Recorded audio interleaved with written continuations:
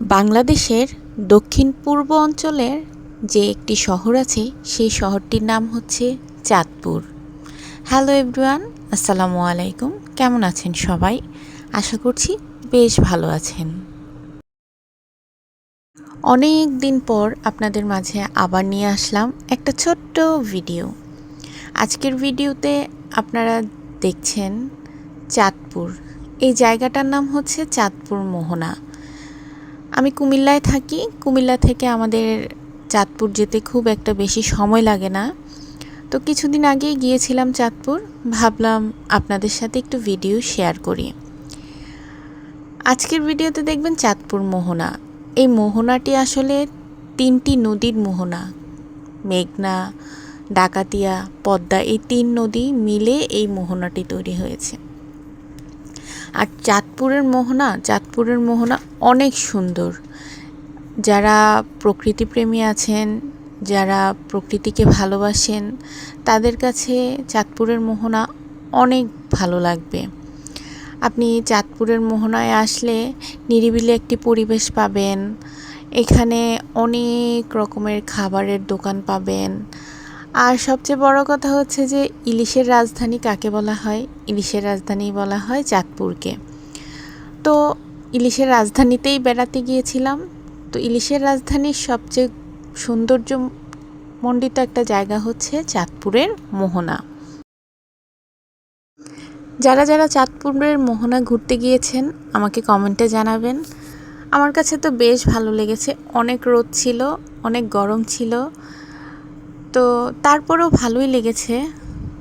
আমাদের কুমিল্লা থেকে যেতে প্রায় 2-2.5 ঘন্টার মতো লেগেছে। এখানে অনেক মাছ ধরার নৌকা, ট্রলার সারাক্ষণ নদীর মধ্যে ঘুরে বেড়ায়। তো আমরাও ট্রলার ভাড়া করে নদীতে একটু ঘুরে বেরিয়েছি। আসলে আপনি মোহনাতে যাবেন, একটু ট্রলার ভাড়া করে ঘুরবেন না, তা কি হয়?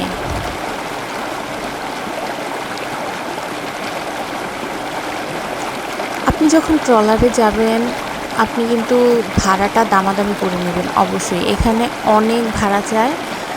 দামাদামি যদি আপনারা না করেন তাহলে কিন্তু ঠকে যাবেন। আর মোহনাতে গেলে বলবো যে অবশ্যই ট্রলারে করে একটু ঘোরাঘুরি করবেন। না হয় যারা উঠতে পছন্দ করে না তাদের বিষয়টা অন্য, কিন্তু আপনি যখন ট্রলারে করে ঘুরবেন দেখবেন যে কত শত শত ট্রলার, নৌকা, জাহাজ এখানে ঘুরছে।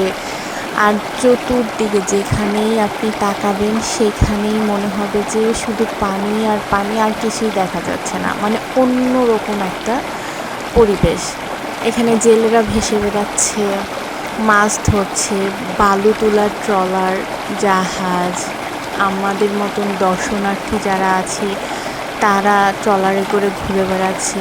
আপনার যে এত গরমের মধ্যেও যে একটা বাতাস আপনি ফিল করবেন, এইটাই মনে করেন যে অন্যরকম একটা ফিল। তো যারা প্রকৃতিপ্রেমী আছেন তাদের কাছে তো অবশ্যই ভালো লাগবে। আমার কাছে তো অনেক ভালো লেগেছে।